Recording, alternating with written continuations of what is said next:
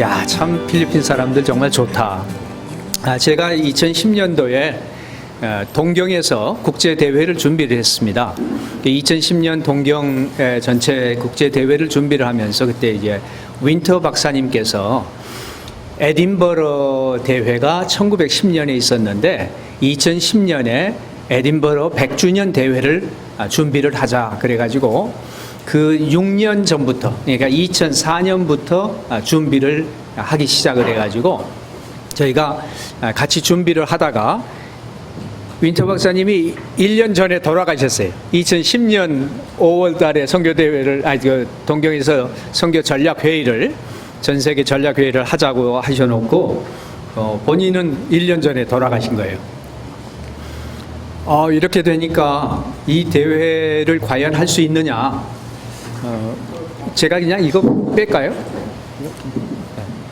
대회를 할 수 있느냐 없느냐 그리고 또 이 대회는 주로 이제 준비하는 사람들이 사실 비서구권의 사람들이었기 때문에 서구권 교회의 대표들, 미션 디렉 대표들이 왜 그런 모임을 하려고 하느냐 이러면서 사실은 거의 못하게 할 정도로 그런 압박을 했습니다. 그랬지만 우리가 이제 하겠다고 하고 일본에서 이제 대회를 하게 됐는데 저는 그때 이제 준비위원장으로 섬기고 있었기 때문에 전체적인 준비를 해야 됐습니다.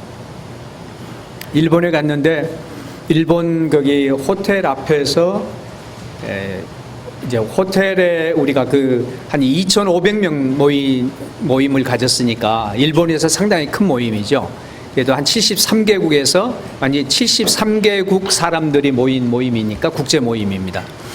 그런데 등록을 하러 이제 사람들이 막 몰려오지 않습니까?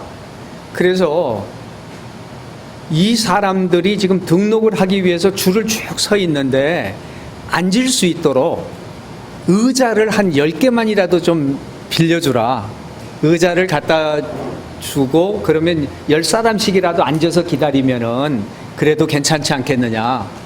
그랬더니 일본 사람이 뭐라고 하냐면요. 사전에 그거를 부탁하지 않았기 때문에 할 수 없습니다.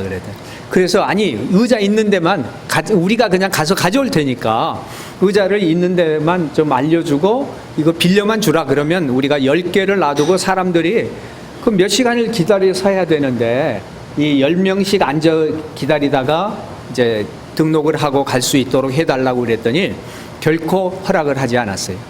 미리 약속하지 않았기 때문에 안 된다는 겁니다.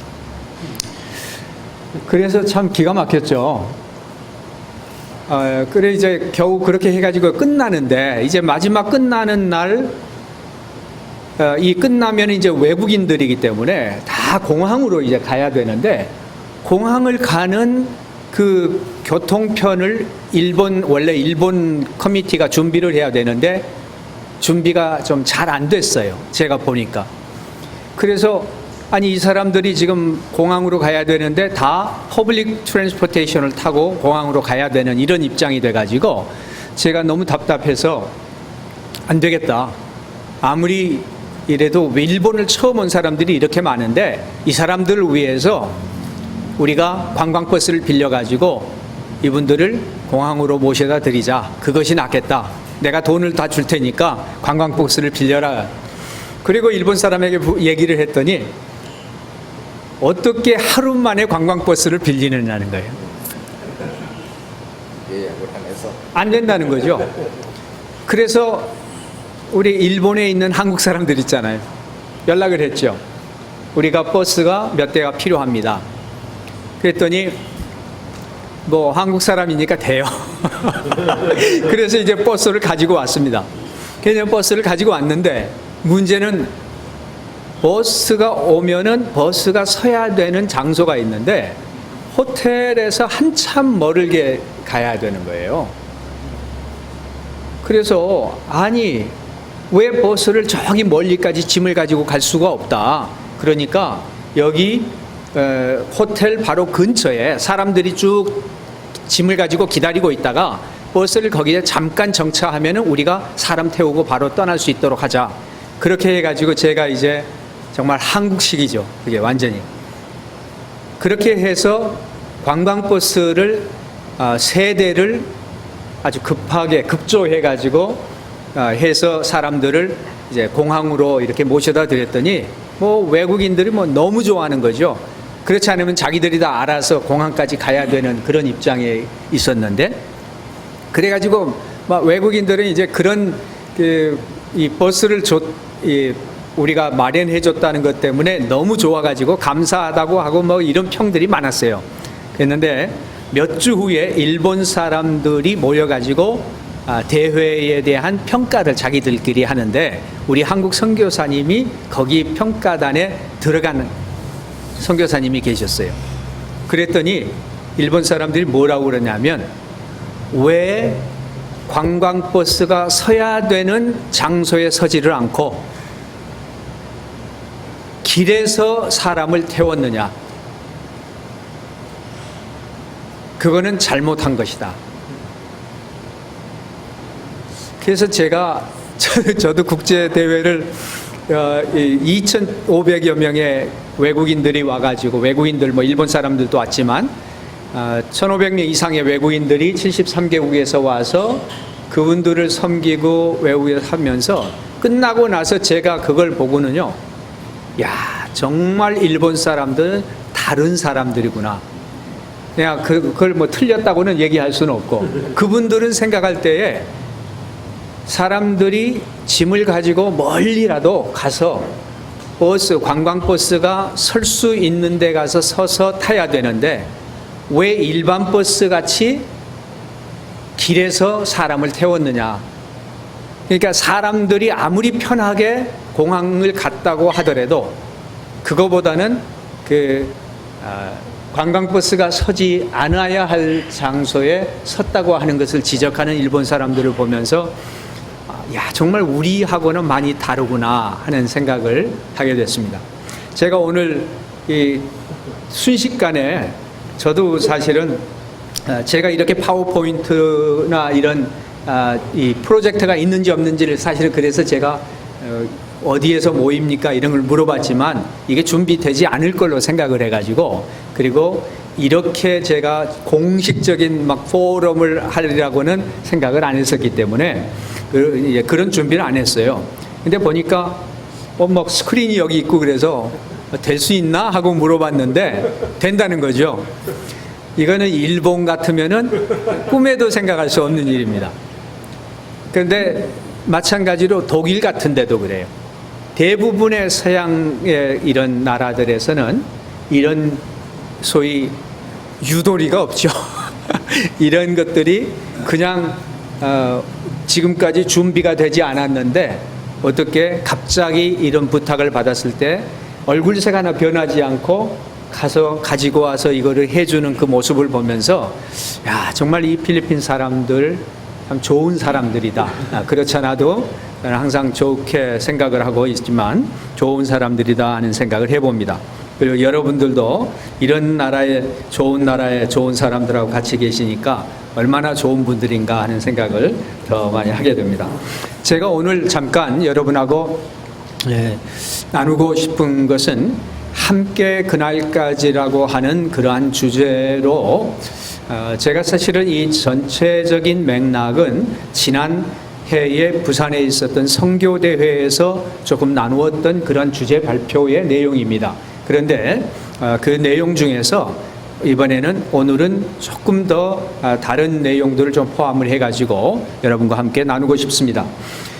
우리가 함께 그날까지라고 할 때에 아까 우리 회장님께서 잠깐 이렇게 인사를 하시면서 말씀이 우리가 함께 하는 이런 문제가 있다, 이런 얘기를 해줬어요.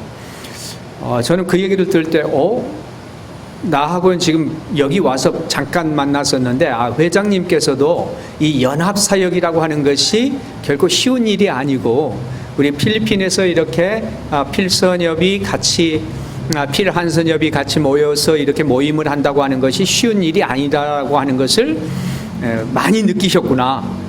그렇기 때문에 또 그런 함께라고 하는 것이 얼마나 어려운 일인가 하는 것을 지적하셨구나 하는 생각을 하게 됩니다.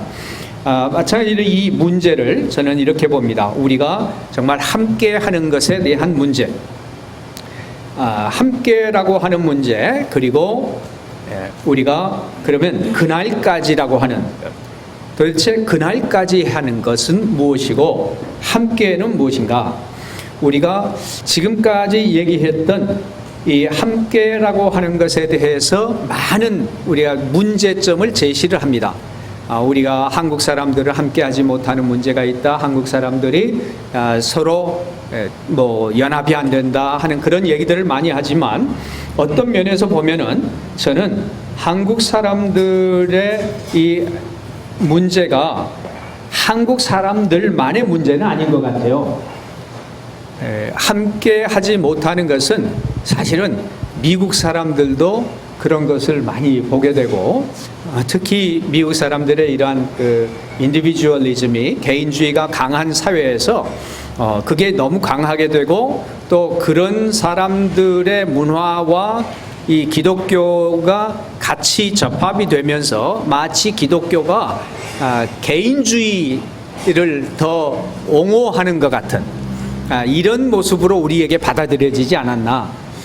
그래서 개인주의적인 이러한 전도, 그러니까 전도도 보면은 그냥 한 사람 전해가지고 너는 예수 믿느냐 안 믿느냐, 믿을 거냐 말 거냐 해가지고 예수 믿으면 가족이 아무리 다 안 믿더라도 그냥 가족 다 팽개치고 예수 믿는 것이 굉장한 결단인 것으로 우리는 받아들였고, 또 그것을 마치 권장하는 것 같은, 그래서 1대1의 구원을 너무 강조하다 보니까 주 예수를 믿어라 그리하면 너와 너 집이 구원을 받으리라라고 하는, 그러니까 너는 구원을 받지만 너와 너의 집이 구원을 받으리라고 하는 그 부분은 사실 많이 우리가 좀 무시하지 않았나 하는 그런 생각들을 하게 됩니다.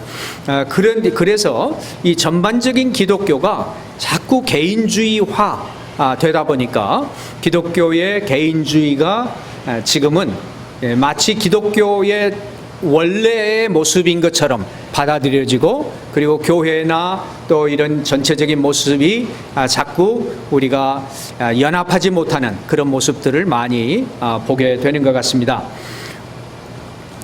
그러면 우리가 함께라고 하는 이것이 해도 되고 안 해도 되는 것인가? 아니죠. 우리 함께라고 하는 것은 성경의 명령이라고 보여집니다. 우리가 예수 그리스도 안에서 하나라고 하는 것을 성경은 계속해서 얘기를 해주고, 예수 그리스도의 명령은 바로 성령이 하나 되게 하신 것을 너희가 힘써 지키라라고 하는 그런 바울 에베소서의 말씀처럼, 우리가 이미 하나님께서는 예수 그리스도 안에 우리를 하나로 만들어 주셨다고 하는 성경의 명령이라는 것이죠. 그리고 우리에게 함께 할 때 실질적인 유익이 있습니다.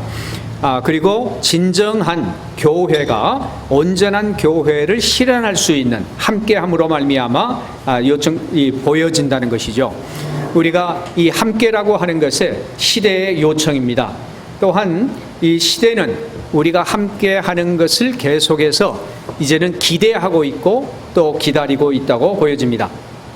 하나님 안에서 하나 된다고 하는 Unity in God, 우리 에베소서의 4장에서 나오는 그러한 함께라고 하는 것들이 계속해서 얘기를 하고 있고, 또 요한복음 17장 11절에도 보면 예수님께서 제자들을 위해서 기도하실 때에 우리 아버지여 저들로 하나 되게 저들을 보호하사 저들로 우리와 같이 하나 되게 하소서라고 하는 말씀을 하고 있는 것을 보면은, 나는 더 세상에 있지 아니하오나 그들은 세상에 있사옵고 나는 아버지께로 가옵나니 거룩하신 아버지여 내게 주신 아버지의 이름으로 그들을 보존하사 우리와 같이 그들도 하나가 되게 하옵소서.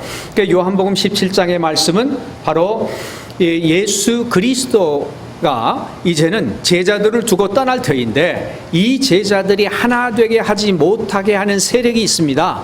그 세력은 사탄의 세력일 텐데, 이 사탄의 세력으로부터 저들을 보호해 주셔서 하나 되게 하옵소서, 도와달라, 하나 되게 해주라고 하는 그런 부탁을, 그런 기도를 드리고 가는 것을 보게 됩니다.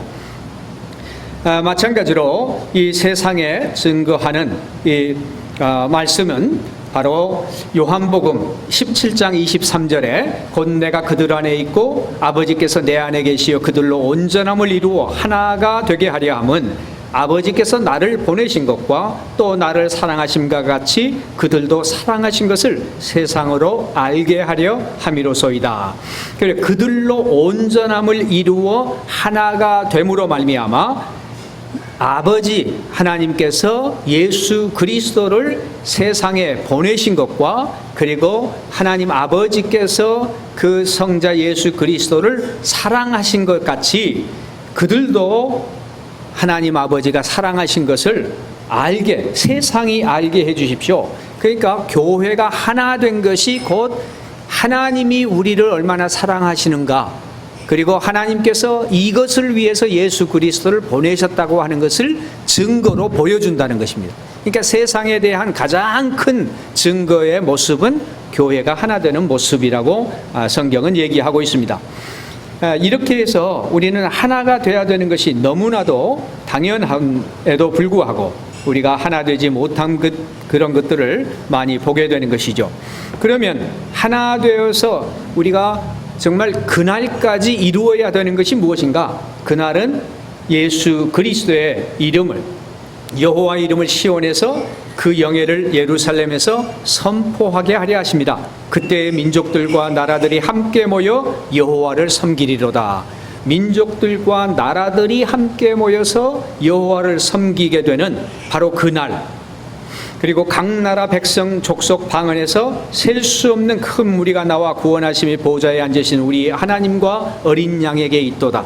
각 나라의 백성 족속 방언에서 셀 수 없는 큰 무리가 나온다고 하는데, 여기도 완전히 다른 사람들이 하나가 되는 그 모습, 교회의 아름다운 모습을 보여주는, 그래서 그 큰 무리가 나와서 예수 그리스도의 구원하심이 보좌에 앉으신 우리 하나님과 어린 양에게 있도다라고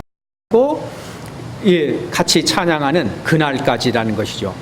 바로 이 천국 복음이 모든 민족에게 증언되기 위하여 온 세상에 전파되리니 그제야 끝이 오리라 라고 하는 이 말씀처럼 모든 민족이 하나 되어서 예수 그리스도 안에 하나 되는 그 모습으로 이제 나오게 되는 그날까지라고 말씀을 해주고 있습니다.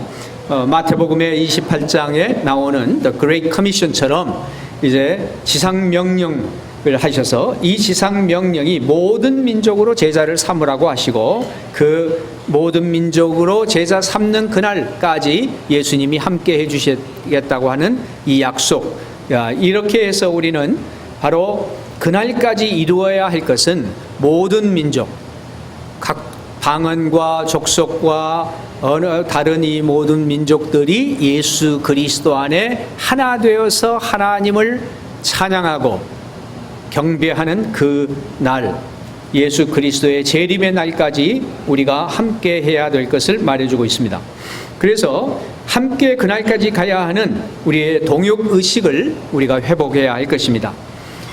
함께하는 자세는 아무래도 우리가 보니까 다른 사람의 다름을 인정해야 하나가 될 수 있는 것 같아요. 저도 이런 부분에 굉장히 약했던 사람입니다. 다른 사람이 이렇게 different이라고 하는 것을 우리는 바로 difference가 아니라 그냥 wrong 이렇게 얘기를 해버리는 거죠. You are different이라고 얘기하지를 않고 You are wrong, 그냥 바로 잘못됐다라고 하기 때문에 다른 사람과 대화 자체가 시작이 되지 않는 것을 보게 됩니다. 그래서 서로의 다른 은사를 가진 것을 존중할 줄 알고 다름을 인정하고, 그리고 다른 사람을 존중해서 여기는 겸손이 바로 존중할 수 있는 바탕이 되는 것 같습니다. 그리고 그리스도 안에 하나 되게 하신 것, 이미 성령이 우리를 하나 되게 하신 것을 우리는 힘써 지켜 나가야, 그래야만이 우리가 그날까지 함께 할 수 있다는 것을 알게 됩니다. 그러면 함께 하는 범위는 그러면 어떤 것인가 라고 생각을 해볼 때 하나님과의 동역자라고 우리 성경의 말씀은 얘기하고 있습니다. We are God's fellow workers라고 얘기하죠. 하나님의 fellow workers다. follow라고 잘못 스펠링이 됐죠. 그리고 또한 우리가 함께 해야 될 사람들은 우리 동역자, co-laborers, 우리가 동역자의 동역자다. 정말 우리가 서로 경쟁자가 아니고 우리가 함께 한 목적을 이루기 위한 동역자라고 하는 것이 우리가 다시 한번 확인을 해야 되는 아주 중요한 포인트 같습니다. 교회나 선교단체나 선교사나 이 모두가 경쟁 상대가 아니라 우리가 함께 일을 해야 되는, 한 길로 가고 한 목표를 이루기 위해서 하나님의 나라를 건설하는 그러한 동역자다라고 하는 것입니다. 그리고 외국인의 동역자, 이것은 뭐냐면 바로 글로벌 처치, 우리 한국 사람뿐만 아니라 우리가 함께하는, 언어가 다르고 민족이 다르고 이러한 모든 것들이 다른 사람들, 여기에 예수 그리스도가 바로 핏값으로 주고 사신 모든 유니버설 처치를 우리는 동역자라고 보아야 할 것 같습니다. 그래서 저희는 KWMA, 우리가 물론 KWMA 할 때에는 Korea World Missions Association 그렇습니다. 한국 세계 선교 협의회입니다. Korea World Missions Association인데 제가 이 K를 이렇게 좀 보았습니다. K, Kingdom Minded Mission이다.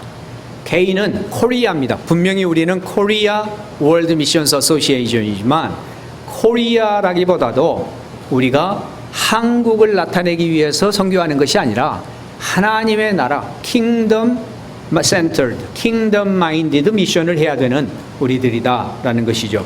그리고 두 번째, Worldwide Network. 이것은 우리가 글로벌 처치와 함께 해야 된다. 우리 한국 선교사뿐만 아니라 한국 사람들뿐만 아니라 한국 선교 단체는 물론이고 우리가 글로벌 처치와 월드와이드 네트워크를 가지고 일을 해야 된다라고 하는 것을 분명히 해야 되겠습니다. 그리고 세 번째는 mobilizing total resources. 그래서 하나님이 주신 하나님의 것은 모든 하나님의 자원들을 동원해야 된다. 그래서 여기에 우리의 동원의 개념이 모빌라이징 하는 것이 선교사만 발굴하는 것이 아니라 바로 교회 전체가 다 선교를 할 수 있도록 발굴하고 동원을 해야 된다. 그래서 이 교회 전체의 동원이라고 하는 것도 우리는 사람 얘기하고 아니면은 우리 흔히 선교사들이 얘기하고 하기 쉬운 돈, 재정, 뭐 재정, 물질 동원은 많이 얘기를 하지만 사실은 아주 중요한 spiritual resources. 우리가 human resource도 얘기를 하고 선교사 동원한 것도 얘기하고 그리고 선교비가 필요하기 때문에 자원은 물질적인 자원을 동원하는 거 얘기하지만 사실은 가장 큰 동원에 있어서 spiritual resources의 동원이 우리가 많이 강조하지 못했지 않나. 이런 생각들을 많이 하게 됩니다. 그래서 KWMA에서는 바로 이런 Kingdom Minded 미션과 Worldwide Network를 통해서 그리고 Mobilizing Total Resources 그리고 이제 A는 저희가 Association이지만 너무나 딱딱한 어떤 구조가 아니라 사실은 펠로우십과 사랑을 나누는 그러한 커뮤니티 같은 그래서 얼라이언스를 만들어야 된다라고 이렇게 KWMA에서 얘기를 하고 있습니다. 그렇다면 함께 그날까지 하기 위해서 어떤 것을 우리가 보아야 할 것인가? 그래서 저희가 해결 방안을 제시하는데 첫 번째로는 우리가 지금 어떤 세상 속에 시대에 살고 있는가 하는 것을 먼저 알아야 할 것 같습니다. 그래서 시대를 분간해야 되겠습니다. 시대를 분간하라. 그러면 우리는 지금 어떤 시대인가? 특별히 우리가 소위 4차 산업혁명 시대를 이제 맞이하고 있습니다. 필리핀에 계시기 때문에 필리핀은 뭐 아직까지도 그렇지 않는데 라고 생각하실 수도 계시겠지만 사실 필리핀도 얼마나 빨리 변했습니까? 조금 오래되신 뭐 여러분들은 필리핀에 오래 계셨기 때문에 지난 20년 사이 지난 30년 사이에 얼마나 많은 변화가 있었는지를 다 아시고 계실 것입니다. 필리핀의 제가 사마을섬을 계속 다녔었는데요. 그 사마을섬에 저희가 계속 다닐 때에 전화가 없었어요. 그러니까 사마을은 가면은 랜드라인이 없어요. 전화가 아예. 그래서 사마을에 들어가면은 제 아내가 이제 저희 아내는 우리가 쾌순시티에 살면서 저는 이제 사마을을 계속 다녔는데 가면은 1주간 2주간 이렇게 나오면 연락하는 거고 그렇지 않으면 연락할 길이 없습니다. 거기서 연락할 수 있는 것은 전보 치는 것밖에 없었어요. 완전히 딴딴딴딴딴하고 전보 치는 거. 근데 그 일을 5년여를 했는데 그래서 전화를 신청하느라고 5년여를 신청을 해도 전화가 안 나와요. 전화 자체가 뭐 그래 없으니까. 근데 지난번에 여러분 그 태풍 크게 불어가지고 다클로반에 피해가 많이 있었지 않습니까? 그리고 다클로반 바로 이제 건너편이 사마을섬이에요. 그래서 그 사마을섬에 가서 저는 이제 사마을섬의 사역을 오래전부터 시작을 했기 때문에 그 사마을섬 피해가 커서 거기를 가게 됐습니다. 그래가지고 거기에 가서 저희들이 이제 긴급 구호를 시작을 하는데 놀랍게도 핸드폰이 다 되는 거예요. 거기서. 그래가지고 거기 긴급구호 들어간 선교사님들 거기 이제 뭐 한국에서 온 구호팀들이 다 카톡으로 연락을 해가지고 우리 이 지역에는 지금 아무 물건이 없습니다. 이 지역에는 기름이 그때 막 없었거든요. 기름을 살 수가 없습니다. 그런데 어디에서는 지금 기름을 살 수가 있고 기름값이 얼마입니다. 그리고 여기는 길이 막혔습니다. 어디 쪽으로 돌아가면 길이 있습니다. 이런 것을 카톡으로 나눴어요. 제가 직접 이렇게 경험을 하면서 이건 그러니까 전화도 없었던 그 땅에 이제는 완전히 뭐 필리핀 거의 전역이 이제 그렇죠. 거의 모든 섬에 무선으로 핸드폰으로 되는 거기서 인터넷을 보고 거기서 이제는 얘기를 하고 있는 시대가 됐다는 거죠. 그래서 이 4차 산업혁명 시대는 우리가 뭐 여기 안 올 거다라고 한다고 해도 오는 거예요. 4차 산업혁명. 4차 산업혁명인 디지털, 바이오, 물리학의 경계가 모호해져서 융합하는 Fusion of Physical, Digital and Biological Spheres.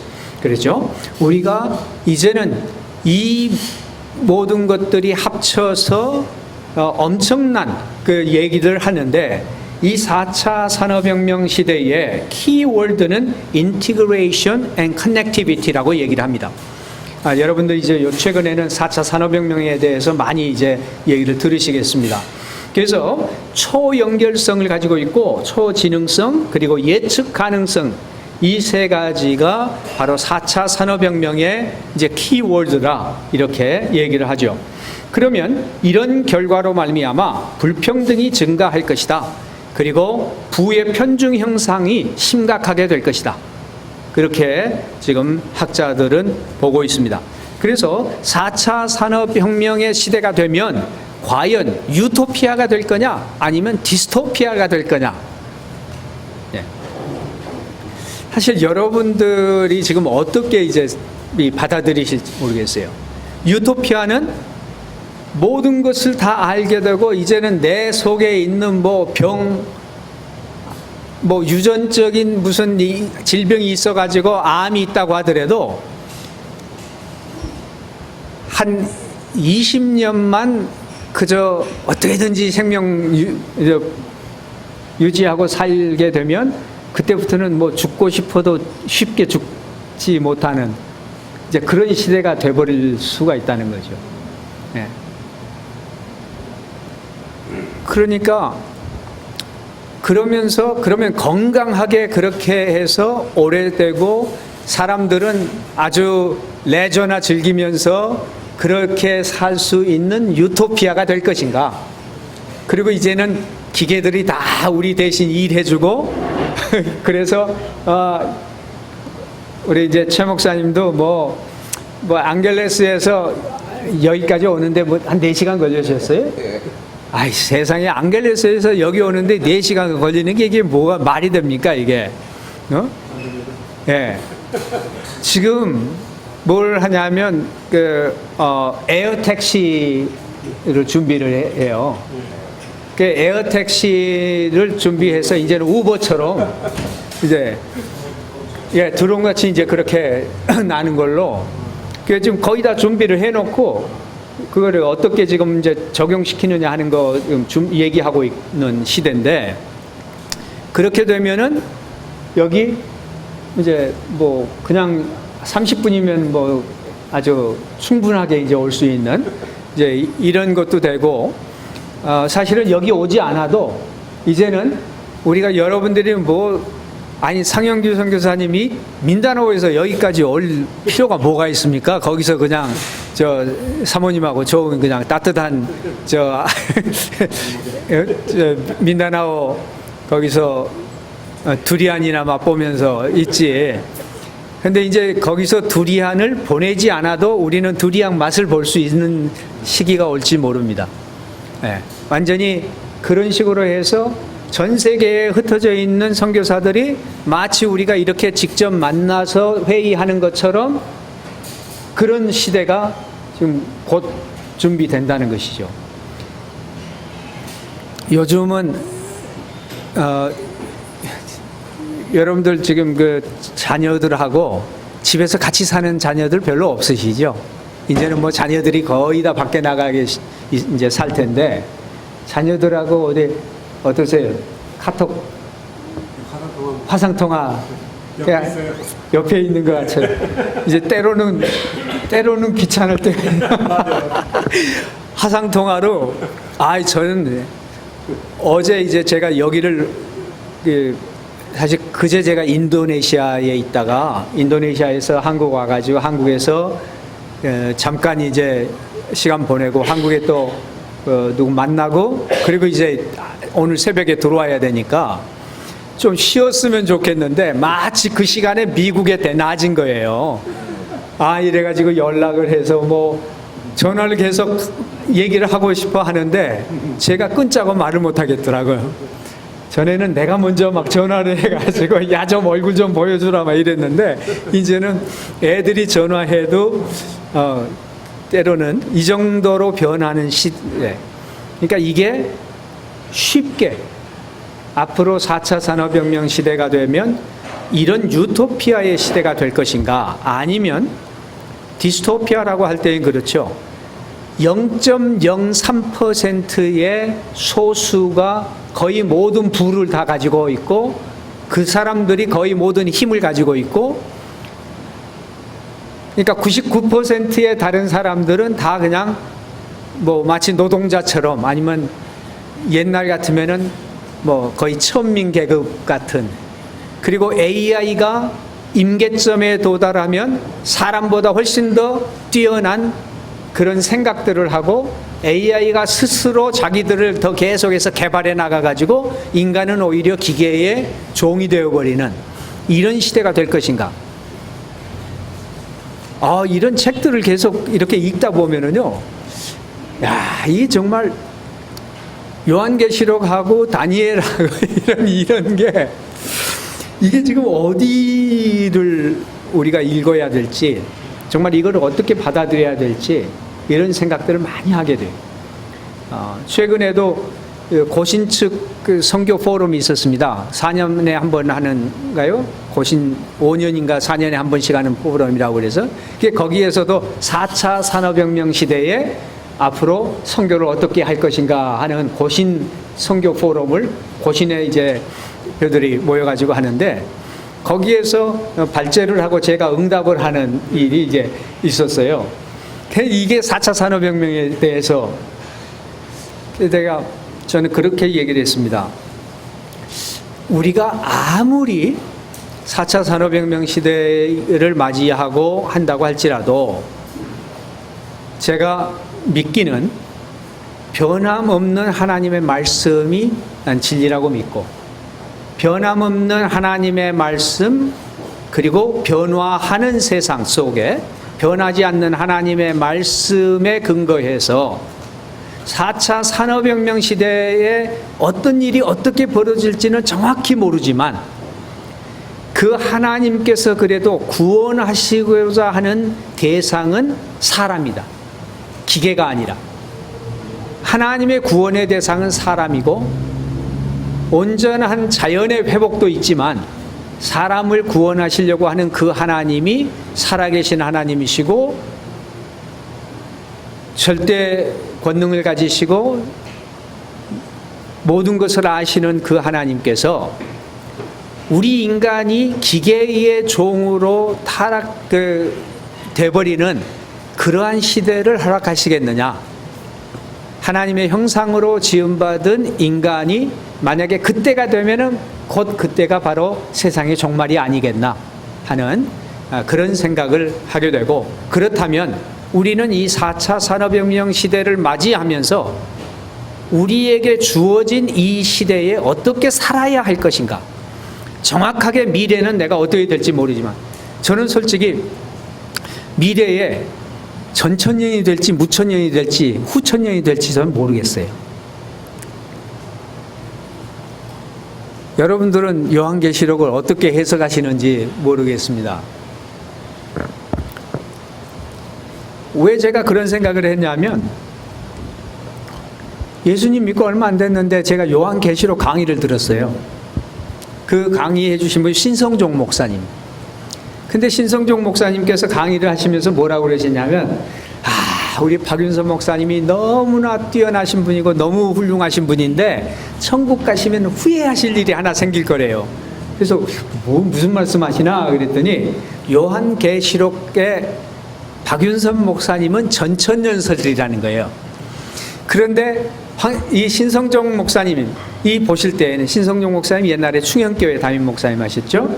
신성종 목사님이 보실 때에는 요한계시록에 이거는 무천년설이다. 그런데 우리 박윤선 목사님, 그 훌륭하신 목사님이 천국 가셔서는 내가 잘 몰랐어, 신 목사 미안해, 그러실 거래요. 제가 그거를 들으면서 그럼 뭐야 나는? 내가 무천년이라는 거야? 나는 전천년이라는 거야? 근데 제가 이제 미국에서 신학교를 들어가려고 신학교를 딱 입학 원서를 쓰는데 그 입학 원서에 거기에 신앙 고백에 사인을 하라는 거예요. 제가 미국에서 그 트리니티 신학교를 들어갔어요. 근데 트리니티 신학교의 신앙 고백 마지막에 보면 전천년을 믿는 거예요. 그 거기에 사인을 하라고 그래요. 그래서 내가 난 못하겠다고 그랬죠. 아니 지금 이 학교 입학하겠다는 사람이 학생이 못하겠다고 그래요. 그래서 내가 거기다 썼어요. 나는 전천년이 맞는지 무천년이 맞는지 내가 몰라서 신학 공부하겠다는데 내가 어떻게 알기도 전에 사인부터 하냐? 난 못한다. 그래서 저는 그거 사인 안 하고 조건부로 사인하고 들어갔어요. 아마 조건부 사인하고 들어간 신학생도 별로 없을 것 같아요. 근데 졸업하고도 모르겠어. 졸업하고도 전천년인지 무천년인지 글쎄 난 모르겠어 솔직히. 그래서 저는 지금도 물어보면 무천년 같기도 하고 전천년 같기도 한데 사는 자세는 보면은 전천년설을 믿는 사람들이 조금 더 그 긴박성을 가지고 약간 그 정말 더 준비하고 사는 것 같더라고요. 그래서 전천년처럼 살고 무천년이면 또 좋고, 저는 그래요. 하여튼 그래도 제가 이제 장로교 목사입니다. 장로교에서. 그래서 장로교에서는 주로 이제 무천년들을 많이 얘기를 하고 또 전천년도 하는데, 전천년이 됐건 무천년이 됐건 저는 그런 생각이 드는 거예요. 4차 산업혁명 시대라고 하는 게 과연 우리에게 어떻게 올 것인가? 저는 이것을 4차 산업혁명 시대가 디스토피아가 될 거다, 유토피아가 될 거다라고 하는 것과는, 어떤 면에서 유토피아라고 하면은 마치 후천년성 같은 그런 상당히 개념이 좀 강하게 있죠. 그리고 디스토피아 쪽에 보면 전천년설을 믿는 사람들이 디스토피아 쪽에 그런 게 많이 있어요. 좀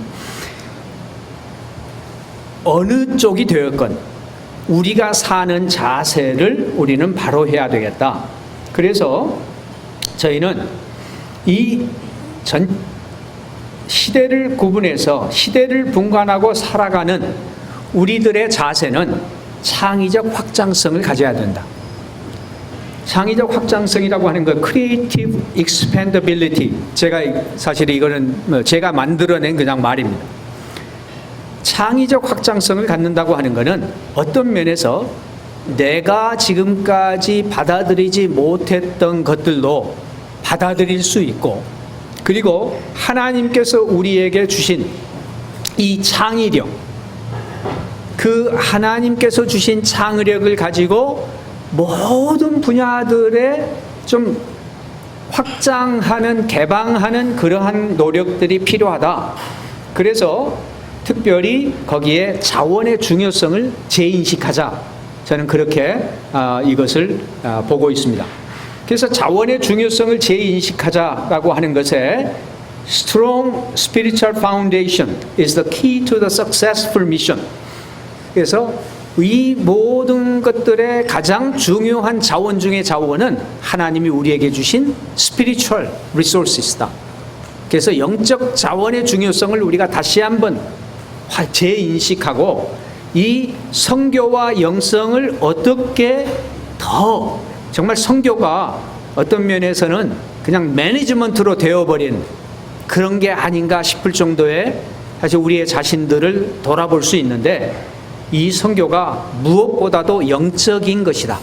그래서 spiritual resource를 개발하고, 그 중에 특별히 우리 한국이 가지고 있는 rich spiritual heritage, 정말 한국 교회가 가지고 있는 이러한 영적인 이런 전통, 이것을 우리가 잃어버려서는 안 된다.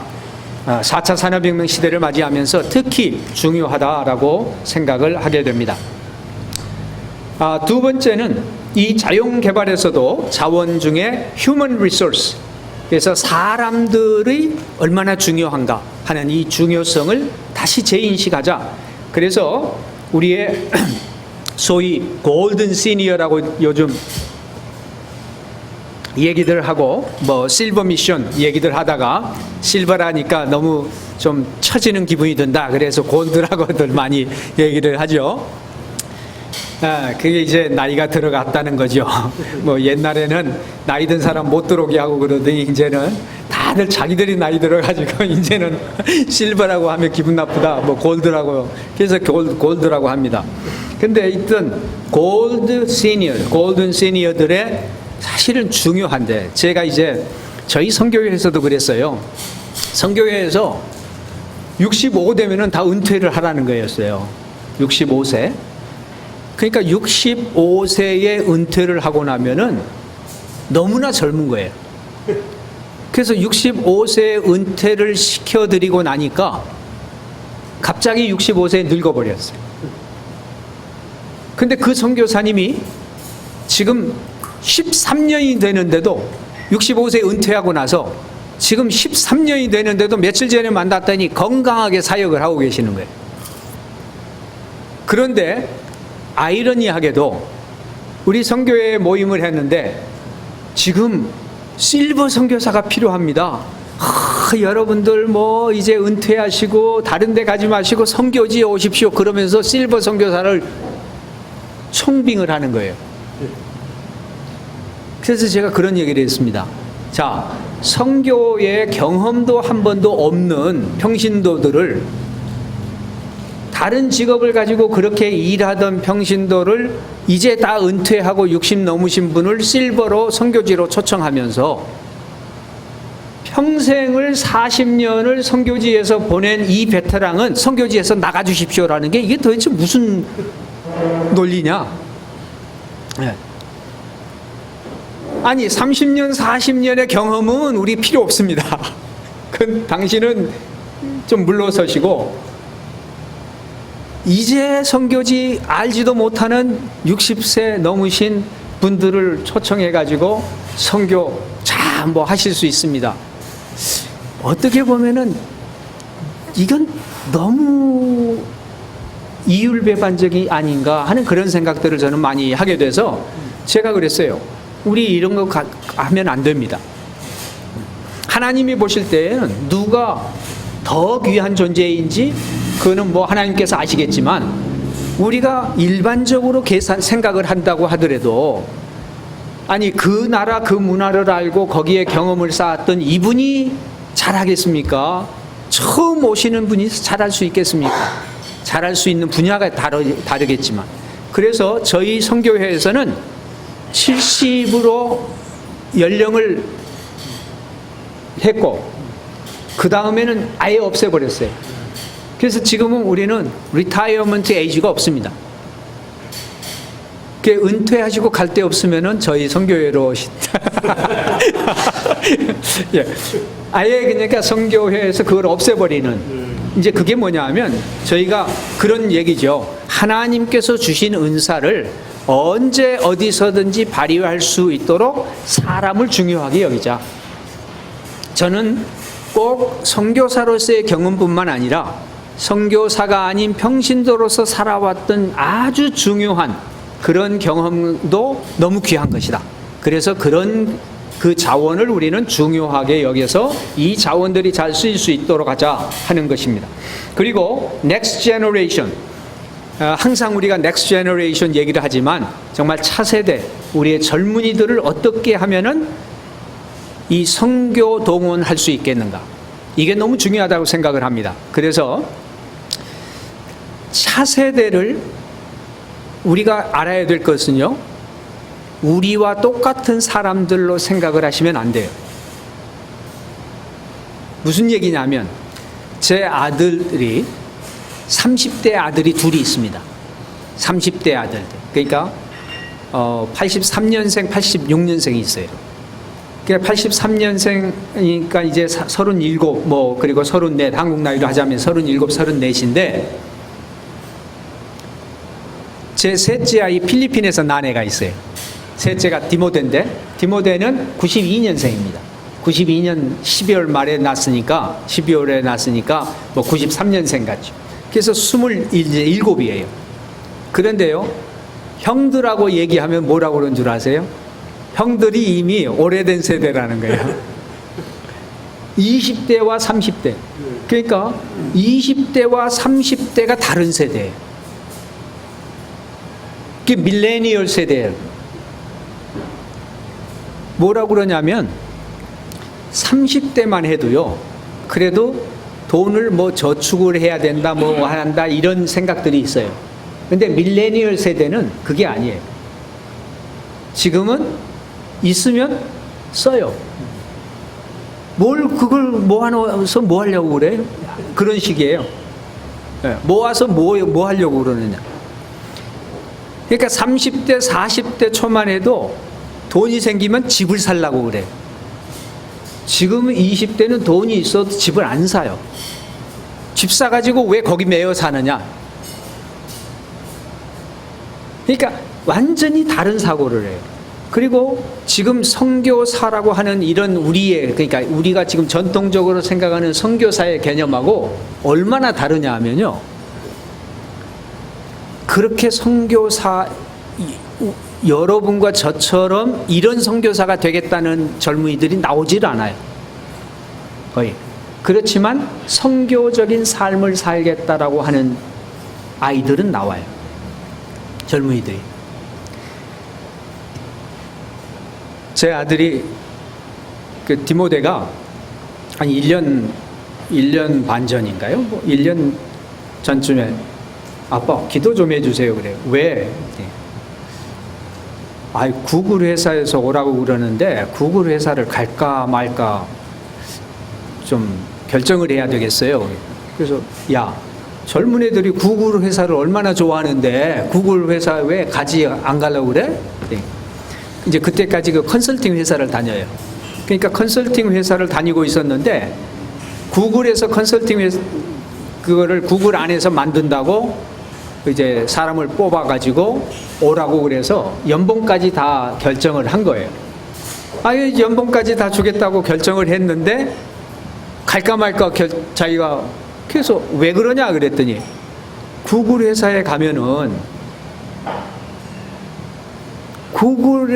구글이 너무 좋으니까 애들이 구글에 들어가 가지고 나올 생각도 안 하고 거기서 그냥 안주해 버린다는 거예요.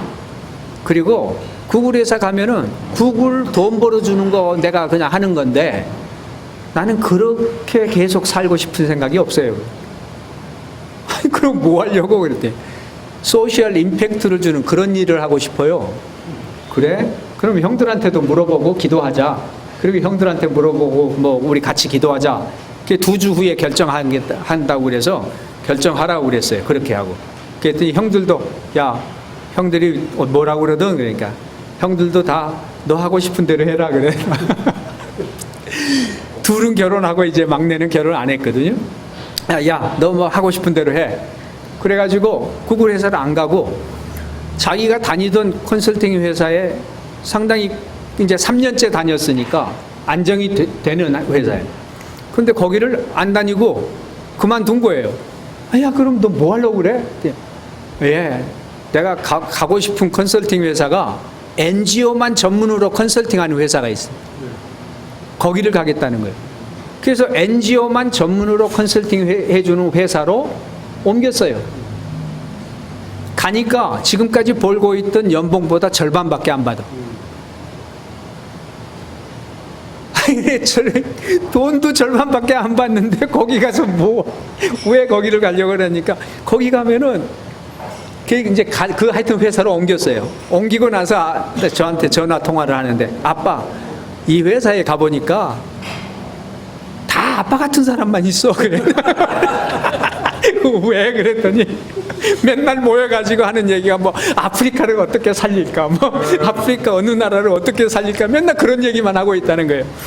그 컨설팅 그 회사에서 이제 클라이언트가 누구냐 그랬더니 얼마 전에는 월드 비전 USA, 그러니까 월드 비전 미국 월드 비전이 거기 회사에다 컨설팅 해달라고 하는 그런 회사예요. 그러면서 돈은 적게 받고. 그러고 있더니 조금 있으니까 아빠 또 나 기도 좀 해주세요. 왜? 그랬더니 벵글라데시로 갈까 나이제리아로 갈까. 아니 왜? 뭐 하는 데 가려고 그랬더니 6개월 동안 또 하는 게 있는데 6개월을 벵글라데시나 나이제리아나 아니면 다른 나라에 가가지고 그 나라에 이제 새로 생긴 창업하는 회사를 도와주러 간다는 거예요. 자기는 돈도 안 받고 회사에서 6개월을 휴직을 하고 그래서 결국은 벵글라데시를 갔어요. 그래서 벵글라데시를 가가지고 거기에는 파타오라고 하는 회사가 창업하는 회사인데 우버 비슷한 그런 회사예요. 거기는 이제 오토바이를 많이 타니까 그 창업하는 회사가 이제 3년째 되는데 이 회사 직원이 한 800여 명까지 있어요. 그리고 거기 오토바이 하는 사람들이 5만 명이 연결이 돼 있는 회사가 막 급성장하고 있는 회사인데 미국의 컨설팅 회사의 직원이 무료로 거기 가서 6개월을 도와주는 거예요. 그래서 야 그게 뭐하러 가는 거야? 그게 무슨 이유냐? 그랬더니 이거예요.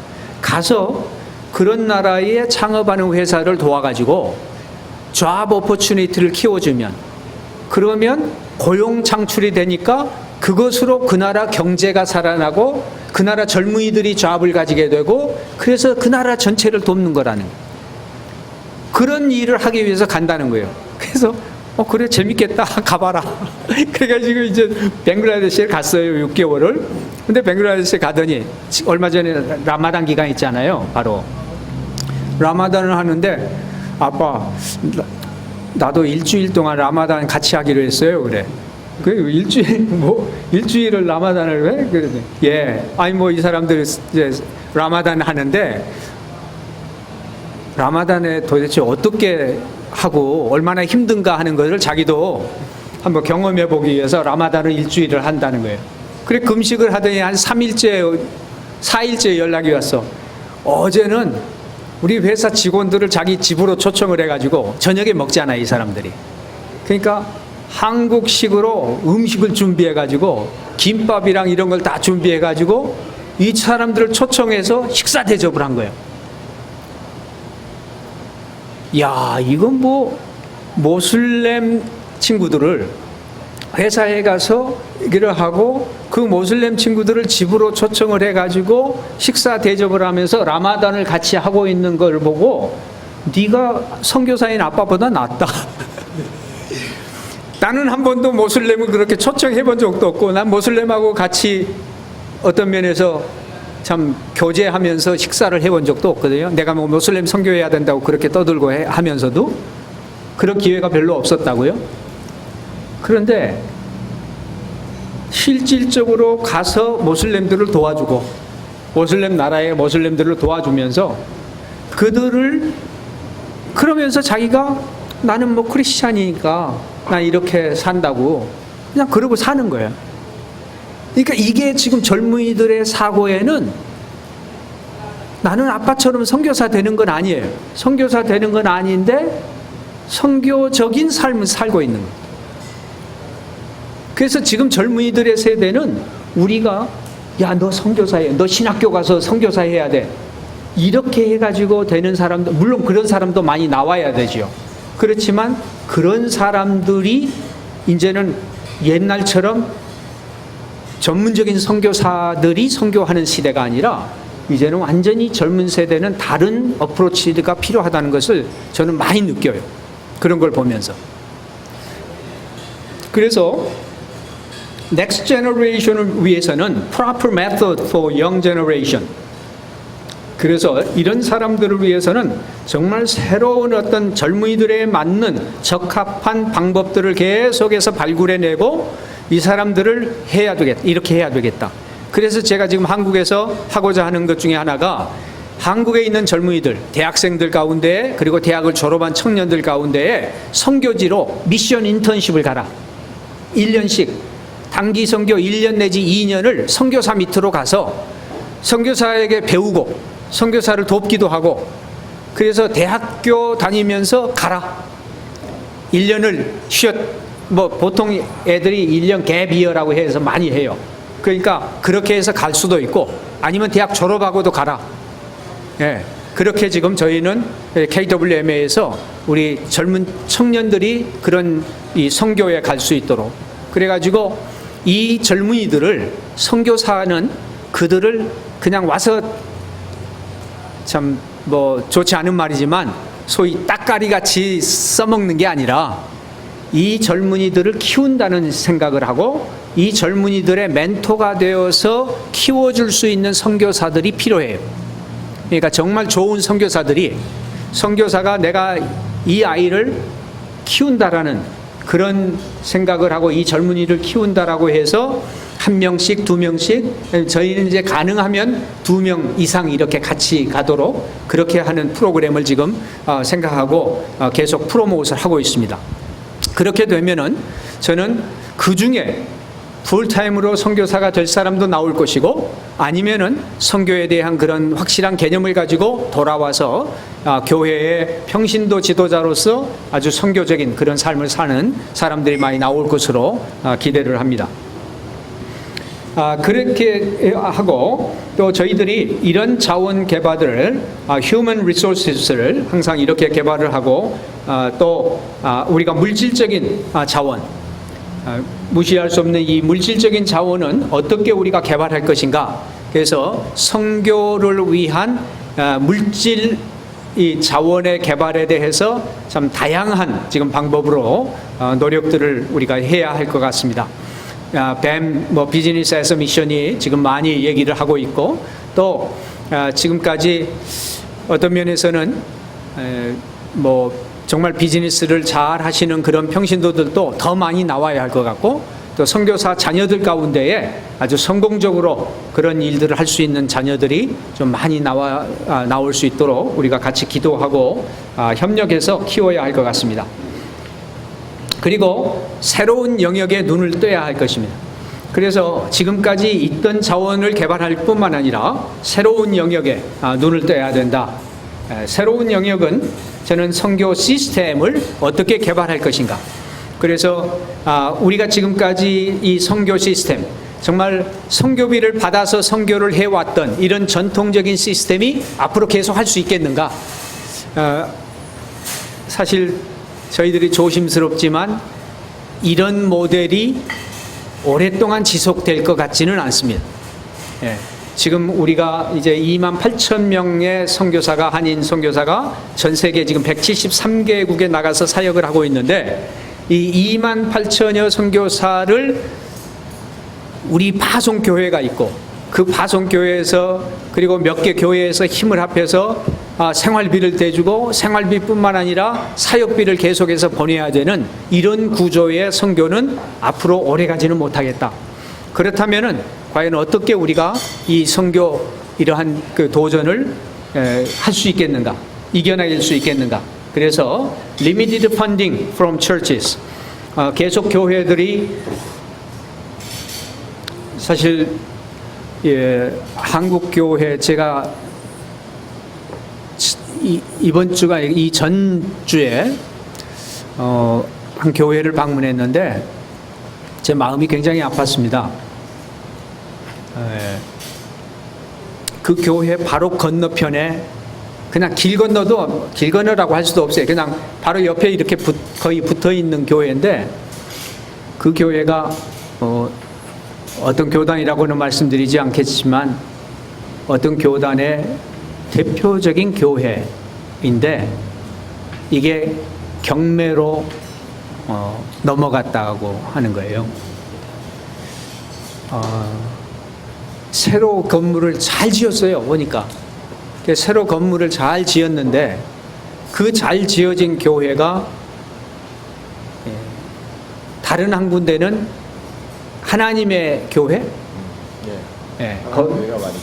하나님의 교회로 완전히 넘어갔고, 거기는 하나는 넘어갔고, 또 다른 하나는 그냥 경매에 지금 붙여졌다. 그 얘기를 들으면서 참 안타까웠습니다. 사실 그게 이제 한국의 일부 교회, 아주 극히 소수지만 일부 교회에서 일어나고 있는 현상인 거예요. 그는 뭐냐 하면, 한국이 이제 교회당만 지어놓으면 성도들이 몰려올 거라고 생각했던 시대가 아니라는 거죠. 그렇다면 선교비가, 그런 교회들, 옛날에는 그런 교회들도 다 선교비를 내놨거든요. 선교비를 내놨던 교회들이 이제 선교비를 더 못 내겠다라고 하고 선교사를 끊는 일들이 이제 생겨나는 거죠. 그런데 제가 그동안 한국에 있는 여러 교회들을 좀 다녀보면서 느낀 것은, 감사한 것은 또 어떤 면이 있냐면, 선교가 성경이 가르치는 것이고 하나님께서 가장 기뻐하시는 일이라고 알고 있는 교회들은 지속적으로 선교를 하고 있습니다. 그리고 더 많이 하려고 노력하고 있습니다. 그러니까 선교를 그냥 액세서리로 선교를 해왔던 사람들은, 교회는 이제 선교를 접어요. 이제 더 이상 할 수가 없어요. 그런데 선교가 우리의 사명이고 우리 교회가 해야 될, 마땅히 해야 될 책임이고 하나님께서 가장 기뻐하시는 것이라고 아는 교회들은 지금도 선교를 꾸준하게 하고 있고, 뭐 경제 어렵다 뭐라 하는데 그분들은 뭐라고 그러시냐면, 지금도 성도들 옛날에 비해서 돈 많습니다. 그러니까 성도들이 돈이 없어서가 아니에요. 물론 앞으로 젊은 세대들이 지금 세대만큼 돈이 있을 것 같지가 않아요. 무슨 얘기냐면, 지금 세대에 40대, 40대까지, 그래도 50대, 60대 이런 분들은 재산이 그래도 있고, 이걸 가지고 교회의 헌금을 기쁨으로, 그리고 어떤 면에서는 의무적으로라도 하는데, 지금 이제 젊은 세대 30대, 40대 초반 이런 사람들은 헌금하는 게 많이 준다는 거예요. 그렇기 때문에 앞으로 지속적으로 선교비가 더 많이 나올 것인가에 대해서는 사실 좀 불안한 감이 있어요. 그래서 선교를 지금과 같이 전통적인 모습으로 지속하기는 어려울 것이다. 그렇다면 우리가 어떻게 이것을 돌파해 나가야 되겠는가? 그래서 이제 비즈니스 애서 미션이라든지, 아니면 선교가 그동안 소위 프로젝트 중심의 돈 많이 들어가는 선교가 아닌, 돈이 적게 들어가면서도 효율적인 선교를 우리가 항상 염두에 두고 해야 된다는 것이죠. 예. 그리고 디아스포라. 예. 이 자원들은 너무나도 중요하기 때문에 디아스포라의 자원들을 우리가 코리안 디아스포라만 해도 740만 명이 194개국에 나가 살고 있습니다. 그러니까 지금 거의 이제 계속해서 늘어난다고 하니까 740만 명이 작년 말로 통계가 그렇게 나온 거거든요. 그리고 한국에 와 있는 외국인들 240만 명이 외국인들이 한국에 살고 있습니다. 이들을 어떻게 할 것인가? 전 세계에 우리 2억 4,400만 명에 대한 이 사람들이 디아스포라로 돌아다니고 있습니다. 이것은 뭐 중요성에 대해서 더 이상 말씀을 드리지 않아도 여러분들이 더 잘 아실 거라고 생각합니다. 지금 필리핀 교회가 한국에 몇 개나 있는 줄 아십니까? 우리 상 목사님, 그 필리핀 교회가 몇 개나 있다고 그러던가요? 필리핀 사람들. 정확한 숫자. 예. 뭐 거의 한 200여 개까지 이렇게 얘기를 해요. 그러니까 필리핀 사람들이. 그러니까 필리핀 사람들은 그래도 감사하게 필리핀 사람들이 와가지고 하여튼 모임하는 것이 뭐 거의 200여 개까지 얘기를 할 정도로 모이는 것이 얼마나 감사한 일입니까? 여러분들 아시는 작년에 예멘 사람들이 한국에 난민으로 제주도에 갑자기 549명인가가 왔습니다. 뭐 잘 아시죠? 이 사람들 내보내야 된다. 또 이 사람들 아니다, 받아줘야 된다. 근데 KWMA에서는 우리가 세계에다가 광고해서 우리는 난민을 사랑합니다, 어서 오십시오 하고 광고는 못하더라도 최소한 온 사람들은 우리에게 하나님께서 보낸 사람으로 생각하고 뭔가를 해야 되지 않겠느냐. 그래서 KWM에서 사실 거금 1,000만 원을 내가지고 우리 아랍어 쓰는 선교사들에게 이 사역을 하면 무조건 우리가 하여튼 비행기표를 지원하든 뭘 하든 지원하겠다. 그래서 제주도에 보내가지고 사역을 하도록 도왔습니다. 이제 저희는 뭐 아주 적은 부분이고 교회들이 그렇게 해서 도운 교회들이 나왔습니다. 그러면서 작년에 예멘 목사님이 예멘에서 난민이 돼가지고 본인이 에티오피아에 가서 목사가 된, 그리고 목사가 돼서 에티오피아에서 교회를 하고 있는 목사님을 저희가 마치 알게 됐어요. 그래서 이분을 초청해가지고 그 예멘 난민들을 위한 수련회를 가졌어요. 근데 완전히 모슬렘들이잖아. 근데 이 모슬렘들이 수련회 한다고 그러면 오겠어요? 안 되지. 근데 그 중에서 이제 조금 마음이 그래도 열린 것 같다 싶은 청년이 저희가 모아가지고 수련회를 가졌는데 8명이 예수님을 믿겠다고 나온 거예요. 근데 이 사람들을 전도할 때는 절대 대중으로 하면 안 됩니다. 그룹에서 뭐, 야, 믿겠다고 손 들면 이거는 안 돼요. 그냥 수련회만 해주고 나중에 한 사람 한 사람들 해가지고 8명이, 그리고 그 중에 3사람은 세례까지 받았습니다. 지금 거기에서 나온 사람들을 계속 우리가 양육을 하고 있습니다. 작년에 이 일을 섬겼던 분이 예멘에서 10몇 년을 선교사로 있었던 선교사예요. 그런데 이 선교사가 자기가 예멘에서 10몇 년 동안을 그렇게 선교사로 정말 열심히 일을 했어요. 열심히 했어요. 아주 뭐 성격도 열심히고 사역한 것도 제가 좀 많이 들어서 알아요. 그런데 단 한 명에게도 전도를 못했습니다. 근데 작년에 그 사역을 하면서 8명이 예수님 믿겠다고 하고 자기가 직접 3사람에게 세례를 준 거예요. 근데 한국 교회에서는 당신 한국에 계속 남으면 우리 후원 안 한다. 그래가지고 할 수 없이 다시 요르단으로 나갔어요. 요르단에 가서 제가 몇 주 전에 요르단을 가서 만났습니다. 그랬더니 요르단에 나온 예멘 난민들을 지금 섬기고 있어요. 한 가족이 지금 돌아왔대요.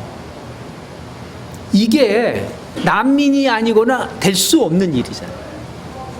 저는 디아스포라가 얼마나 복음을 받아들이기 좋은가 하는 거를 사실 누구보다도 저는 디아스포라로 제가 40년 이상을 살아왔기 때문에 디아스포라의 심정을 조금은 느낄 수 있는 것 같아요. 보통 한국에서는 옛날에 기독교가 20%가 안 될 때 미주의 한인 교포들 가운데는 거의 50%가 교회 나갔거든요. 옛날에 한참 많이 나갈 때는. 왜 그러냐면은 거기가 커뮤니티 센터니까. 네. 다른 데 가는 거 가갖고는 뭐 소식도 못 듣고 그래도 거기라도 한번 가야 김치라도 먹고 뭐 하니까. 근데 그 사람들이요 지금 다 장로되고 그 사람들이 다 권사되고 다 신앙 생활을 그렇게 해요. 그러니까 그런 게 이 디아스포라라고 하는 그 특수성이 복음을 받아들이기에 아주 용이하게 한다는 것이죠. 그래서 우리는 디아스포라 사역을 아주 중요하게 생각을 하고 여기에 전략을 세워야 됩니다. 그리고 통일과 그 이후에 대해서 통일 선교에 대해서는 제가 뭐 더 이상 말씀을 그냥 약하도록 하겠습니다. 요즘 이제 저희 KWMA에서 이 선교 대회를 마치고 나서 작년에 모든 걸 마치고 나서 23개의 영역별로 실행위원회를 구성을 했습니다. 그래서 실행위원회를 만들어서 통일 영역, 이주민 영역, 난민 영역, 뭐 MK 영역 이런 식으로 해서 그 영역별 이제 선교사들 또 단체들 전문인들이 같이 모여가지고 이것을 계속 이제 개발해 나가도록. 그런데 그 중에 제일 열심히 지금 그 실행위 중에 하나가 통일 영역입니다. 통일 영역하고 난민 영역입니다. 그래서 이 통일 영역도 아주 활발하게 지금 준비를 하고 있습니다. 자, 이렇게 하는 이 급변하는 상황 속에서 불변의 진리를 어떻게 받아들일 것인가? 그러면 앞으로 우리는 이 프루트풀한 미션 4차 산업혁명 시대에 열매 있는 그런 선교를 위해서는 저는 이렇게 제안을 하고 있는 것입니다. 하나님의 형상, 우리가 이미지 오브 갓으로 하나님의 형상으로 지음받은 우리는 창조적 확장성을 가져야 된다. 그래서 우리가 지금까지 했던 것에서 머무르지 말고 창조적으로 더 크게 확장하는 그러한 선교의 이런 확장성을 더 키우고 이런 일들을 감당해야 된다라고 하는 것이고요. 두 번째는 예수님의 사명처럼 예수님이 사마리아 여인을 의도적으로 찾아가신 것처럼 우리도 intentional openness, 의도적 개방성을 가지고 이들을 만나야 된다. 세상을 찾아가야 된다. 이제는 와서 보라가 아니라 우리가 가서 그들에게 친구가 되어주고 그들을 정말 그리스도의 향기를 맡을 수 있도록 해줘야 된다라는 intentional openness가 있어야 된다는 것입니다. 그리고 성령이 함께 하시는 성령의 임재처럼 거기에서 커뮤니티, 공동체성을 살려야 된다. 관계적 공동체성, relational community를 만들어야 된다. 저는 이 세 가지의 자세가 우리에게 꼭 필요하다라고 보여져서 이렇게 말씀을 드리는 것입니다. 창조적 확장성, 그리고 의도적 개방성, relational community. 이 자세를 가지고 우리가 4차 산업혁명 시대를 맞이하고 우리의 지금 선교적 도전을 우리가 맞이할 때 우리에게 하나님께서 주시는 기회를 통해서 더 열매 있는 선교를 감당할 것이라고 보여집니다. 제가 제 발제 좀 시간을 상당히 길게 했습니다. 여기까지 저는 마치도록 그렇게 하고 사실은 제가 이렇게 원래는 이런 시간 강의 시간이라기 어떻게 진행돼야 될 것인지 내부적으로도 생각해 보겠지만 KWMA에서 생각하는 필리핀의 선교 앞으로 어떤 방향으로 돼야 되는 것에 대해서 혹시 제안하실 부분이나 어떨까 하실 부분이 있으십니까? 필리핀 선교에 대해서요.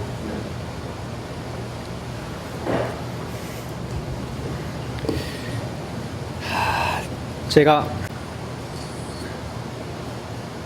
필리핀 사람들은 제가 이제 저도 이제 필리핀은 32년 전부터 필리핀 사람들을 이제 상대하고 필리핀의 선교를 보면서 제가 느낀 게 우리 됐습니다.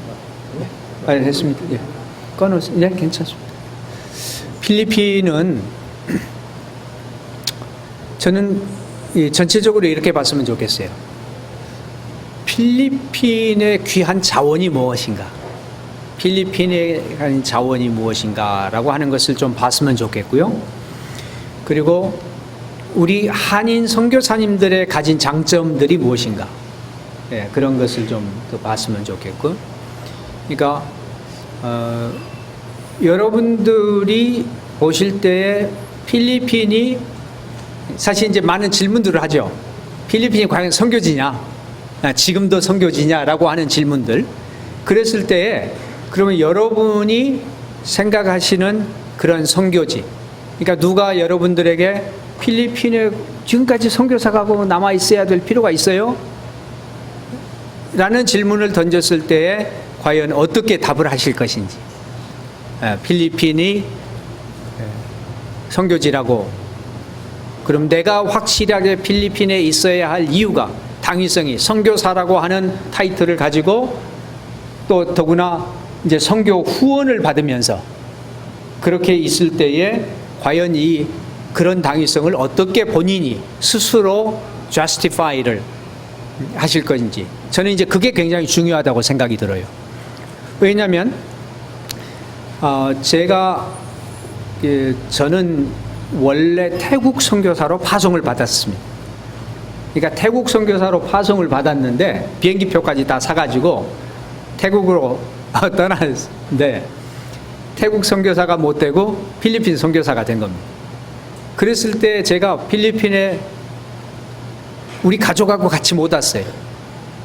왜냐하면 태국으로 다 가기로 해서 준비하고 다 했는데 태국을 못 가고 할 수 없이 저희 가족은 다시 미국으로 돌아갔고, 저는 필리핀으로 와서 그러면 내가 필리핀에 정말 필리핀에 가서 이제 해야 되는지, 먼저 그러면 필리핀에 가가지고 집이라도 구해놓고 가족들 오라고 해야 되겠다. 이래서 이제 제가 필리핀에 먼저 도착을 했습니다. 그럴 때 제 마음이 이런 거였어요. 필리핀이 과연 선교지인가? 왜냐하면 나는 필리핀은 그 전까지는 오고 싶은 마음이 별로 없었거든요. 제가 필리핀하고 태국하고 비교를 해보니까 태국은 분명히 선교지가 확실한데 필리핀은 캐톨릭이 그렇게 많은데 내가 가서 뭘 한다는 거지? 그리고 할 것은 많이 있겠지만 그거보다는 더 필요한 곳이, 그러니까 태국인 것 같다. 이래가지고 이제 태국으로 가기로 했는데 하나님이 그냥 뭐 여러 환경을 통해서 저를 필리핀으로 몰아붙이신 거죠.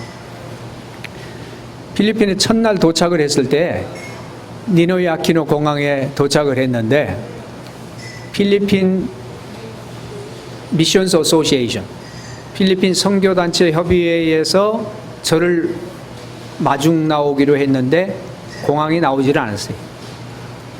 그러니까 알고 보니까 뭐냐 하면 저는 위에서 기다린 거고, 모르지 않아요. 뭐 위에서 기다린 거고 그분은 밑으로 차가지고 쑥 지나간 거예요. 그 왔었다는 거예요. 갔었는데 난 당연히 못 만나죠. 그래가지고 제가 만난 게 3시간 반 만에 만났습니다. 3시간 반 만에 만났더니 저를 어디다, 그 사람도 안 오고 그냥 심부름하는 사람 보냈어요. 그래서 3시간 반 만에 만났더니 Are you Mr. Joe? 그래. 예. 그랬더니 오라고. 그 이제 짐 가지고 따라가니까 택시를 타자는 거예요. 그 택시를 타고 여기 쇼 불버드 있는 데로 왔습니다. 거기에 게스트하우스가 있었어요. 그래서 그 게스트하우스까지 오는데 저한테 택시비 내라고 그러더라고요.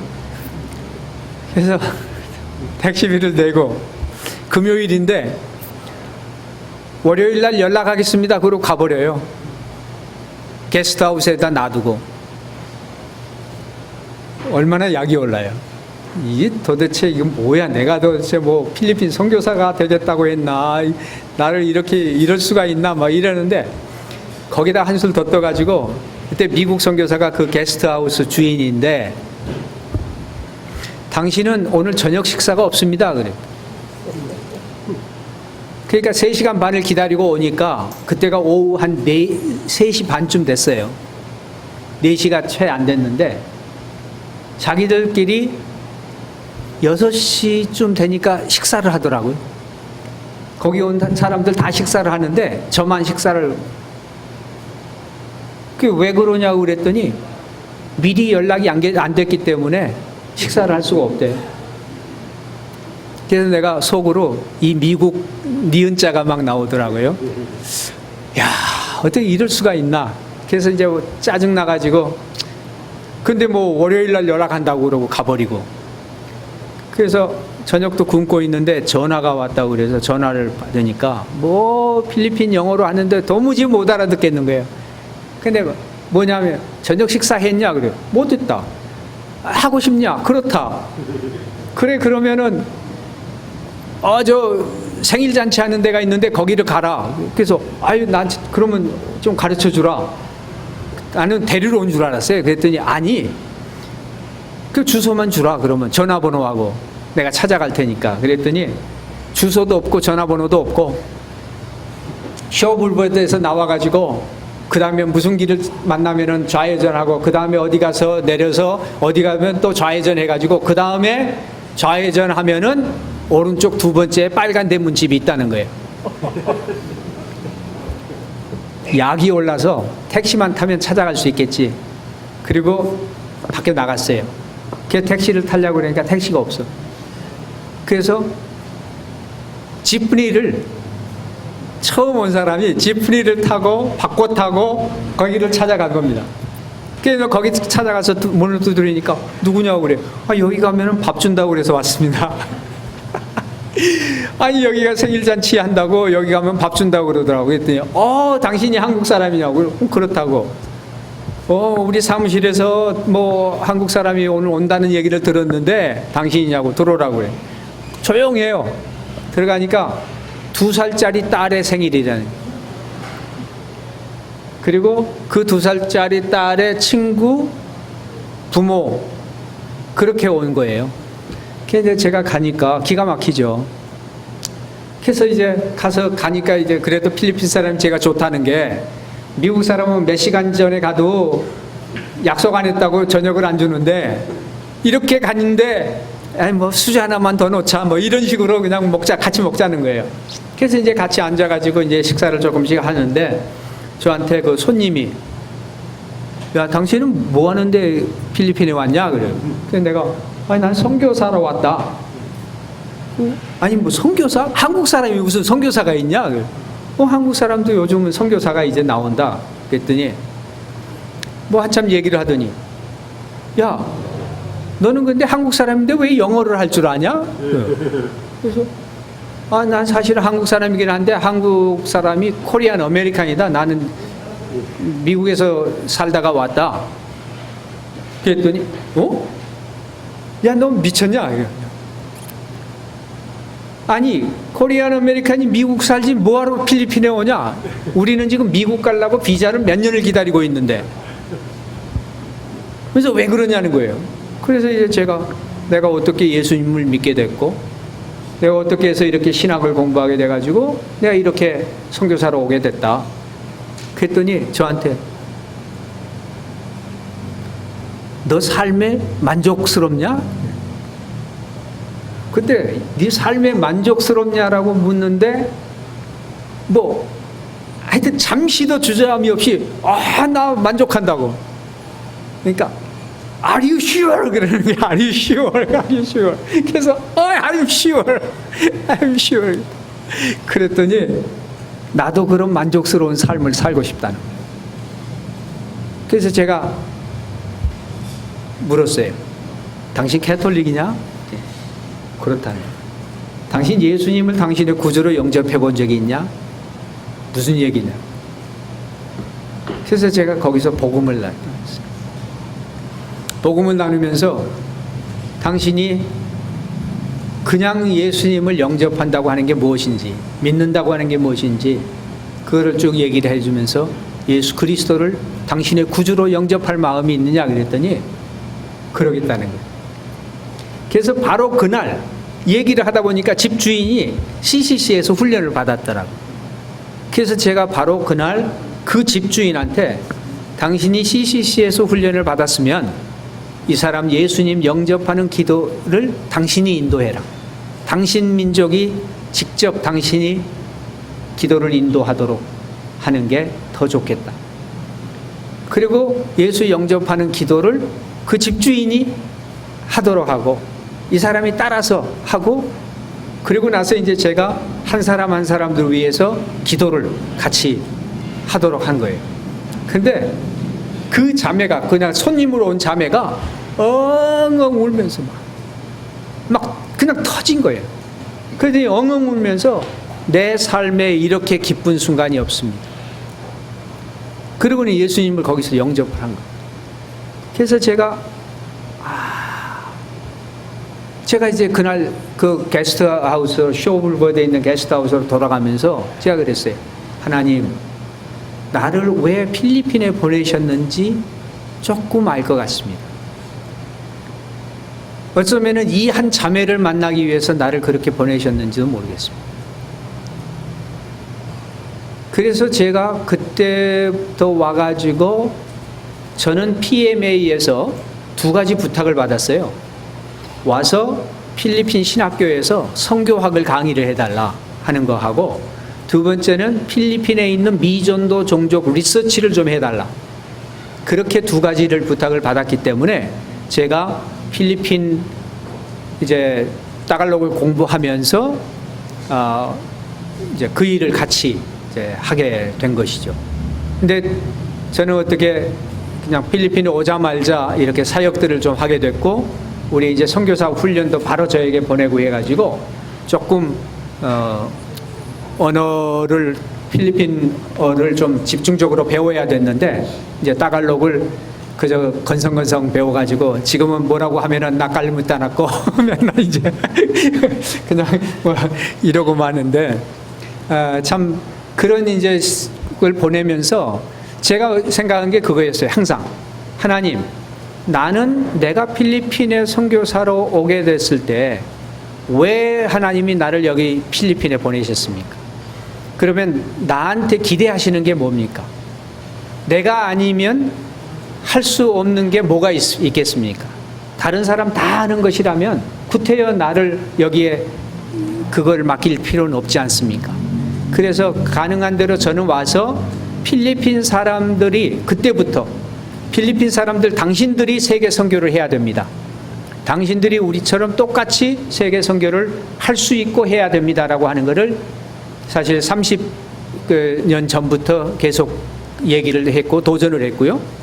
그리고 필리핀 사람들에게 필리핀 사람들이 참 좋은 사람들이지만 어떤 면에서는 어떤 새로운 도전을 자기들이 차고 나가는 게 좀 약하잖아요.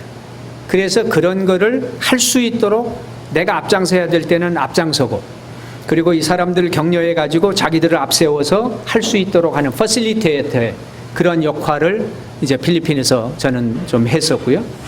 그리고 보니까 이 필리핀에 있는 미전도 종족들이 이제 많이 있는데, 이 미전도 종족들의 어떻게 하면은 이들을 리치아웃 할 수 있는가라고 하는 어떤 모델, 샘플을 좀 디벨롭을 하는 게 필요하겠다 싶어가지고 저희들이 이제 그 와라이 사역들을 하게 되는 이제 그런 일들이 저희에게 있었습니다. 그래서 지금도 필리핀 선교를 어떻게 할 것인가라고 참 물어보신 것에 대해서 제가 이렇게 길게 설명을 드린 거는, 하나님께서 각자에게 주시는 은사들이 있으시고 과연 그 은사를 통해서 하나님이 내가 아니면은 참 섬기는 사람이 많이 없거나 아니면 섬길 수 없는 그런 분야에 내가 쓰임받는 그런 일이 무엇일까? 다른 사람 다 하기 때문에 나도 또 한다가 아니라 다른 사람이 하는 일이 아니라 다른 사람들이 다 할 수 있는 일이라면 어떤 면에서는 뭐 더 필요 없을 수도 있겠죠. 그래서 그런 일들 그리고 예, 새로운 어떤 뭐 일을 꼭 만들어서보다도 필리핀 사람들이 일을 하고 있는데 그 일이 더 잘 될 수 있도록 촉진제 역할을 하는 이제 그런 일들. 그래서 필리핀 사람들이 앞설 수 있는 거기에 스태핑 스톤이 되어주는 그게 우리 지금 선교사의 롤이 아닌가 이렇게 생각이 됩니다.